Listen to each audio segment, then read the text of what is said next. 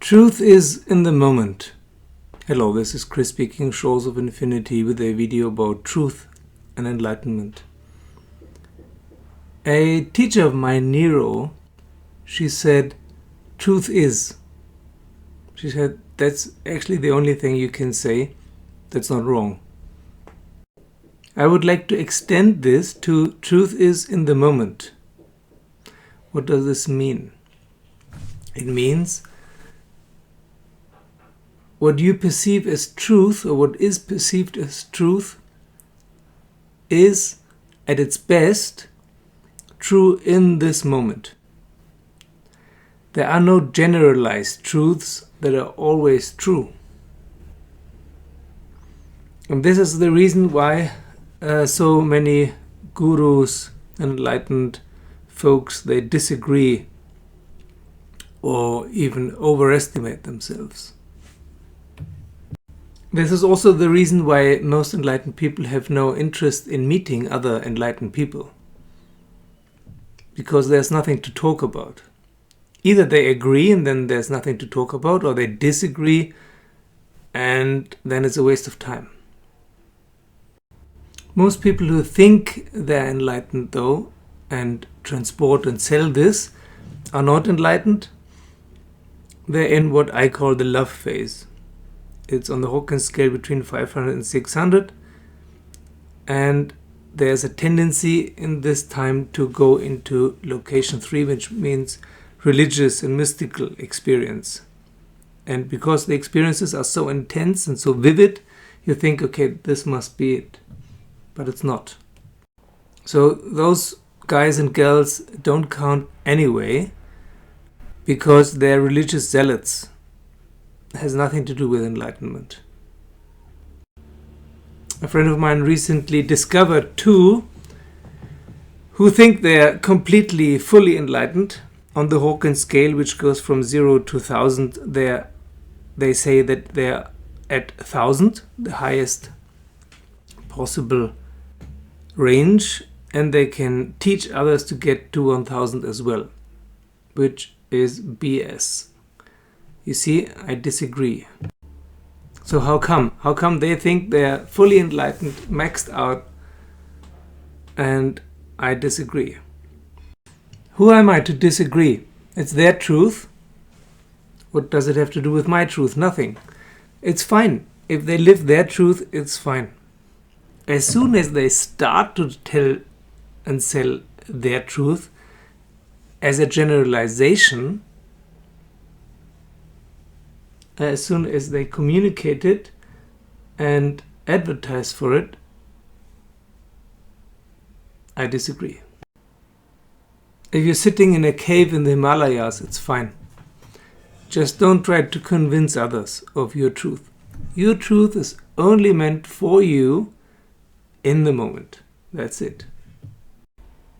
Otherwise, and especially in a religious context, if you think you're the next prophet, you're the next Jesus, and some god like, I don't know, Jesus or Kali or whoever, some god or archangel or so told you to do this and that, that's for me a sign of psychological problems. As Dr. House says in the series, if you're talking to God, it's called prayer or religion. If God talks to you, it's called psychosis. Or location 3. In location 3, in the religious awakening context, it's possible to commune with beings. But I wouldn't recommend it. It's playing around in the subtle world without understanding. That's why I advise people to explore the subtle world carefully. There are beings there, but we don't know exactly what their agenda is, so don't fuck around with them. And if those beings tell you that they're archangels or gods, how do you want to verify that? How do you want to know if that's true? So if you're acting on their behalf, you are a religious zealot. Yeah, it's nothing to do with enlightenment. You think that you're the chosen one of some god that can only create problems for you and, in worst case scenario, for others. Another very different example is, for example, Mother Mira, who is one of the most enlightened people. There's no sense in comparing enlightened persons or people or beings. But if then she's one of the most enlightened ones, that is, who is available on the internet, on YouTube. And it's a very interesting indication that she has 20,000 followers, only 20,000 followers on YouTube, while others who chat and sell bullshit have millions of subscribers. Now, people are interested in bullshit, they're not interested in the truth.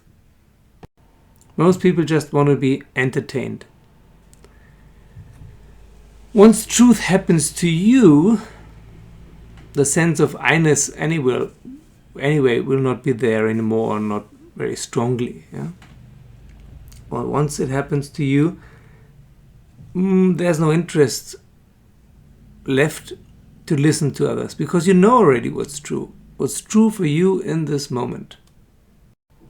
That's all you can get out of it. What's true for you in this moment. It will not be true for someone else or helpful for someone else, and it will not be true or helpful for you in another moment. So please stop generalizing your stuff. Now you will probably think, if this is the case, is there any point in teaching? And I've been asking myself that question the last 3 or 4 years. Is there any point in teaching, in communicating? Teaching is maybe the wrong word, but in making this accessible. And I'm still not sure, because I can see from comments and emails that most of what I say in these videos is misunderstood. It just is not be able to be computed, to be grasped by most people. They understand what they already understand. They interpret their current understanding into everything they hear. They cannot hear something new. On the other hand, there are some few people for whom maybe 1 or 2 sentences I said came exactly at the right time. This is exactly what they were looking for. This is exactly what they needed. And not as a truth to be adopted and to be assimilated, but as a reassurance that what they're doing is the right direction for them. That they're not going crazy, but that this is normal on the path to enlightenment and beyond. For example, there was one guy who said, I'm feeling so alone. And I said, that's completely normal. Someone else said, no, oh my God, you sound depressed. Please go to a psychotherapist. And I said, no, this is not a case for psychotherapy. That's completely normal. It's completely normal on the path to feel absolutely alone. At some point, or again and again. It will come and go. So I got some feedback that my blathering here is actually helping some few people. The right message at the right time. For them to discover their own truth in their own moment. Not to adopt my truth. That's BS again. To find their own truth.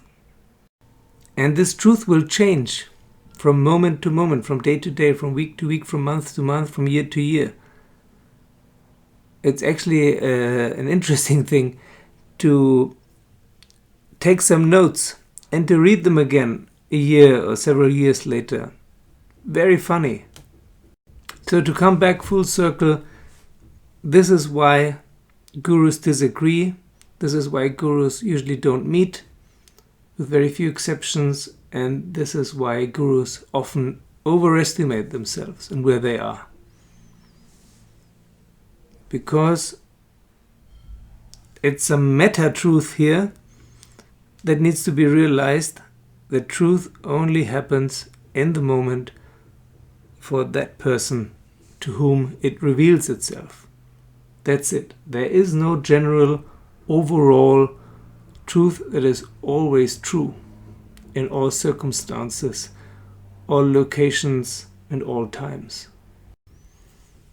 And once you realize that, it is also not a problem anymore to fall out of states. That's another thing that always happens to gurus. No guru always stays in the same state all the time. They vacillate, they oscillate between states. And the more you take this enlightenment thing seriously, the more often and the longer you fall out of it. And then you often land in this love state again. And you have to start from the beginning. And Meher Baba talks about that, for example. That it's easy to fall out of it if you are not careful in the subtle realm. But for some reason, most of those gurus, they don't realize it, or they don't want to tell others because they already are benefiting from it. They already made it their jobs to be a guru and are earning their money with it. Then, of course, they can't tell, okay, I fell out of it, wait for a year or so until I'm back on track. So be a little bit careful with people who say that they have an easy and fast way to bring you to full enlightenment. That's bullshit. No one can help you do that. It happens to you or it doesn't happen to you.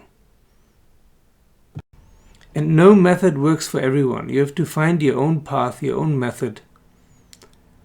And at the same time, as I've said in other videos, you have to work on your childhood traumata so that what you're doing is not unbeknownst to you some kind of spiritual bypassing, some running away, some mother complex, some minority complex that might turn into megalomania, especially once you start getting siddhis.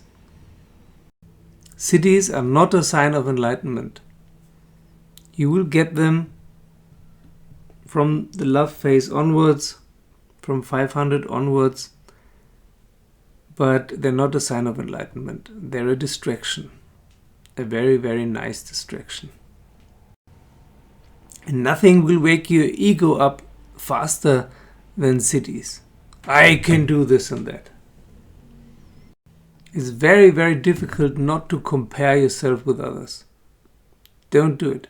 Just focus on yourself, on your own truth in the moment, and know that it's only for the moment. There can be another truth any second from now. For you. This truth does not have to be true for someone else.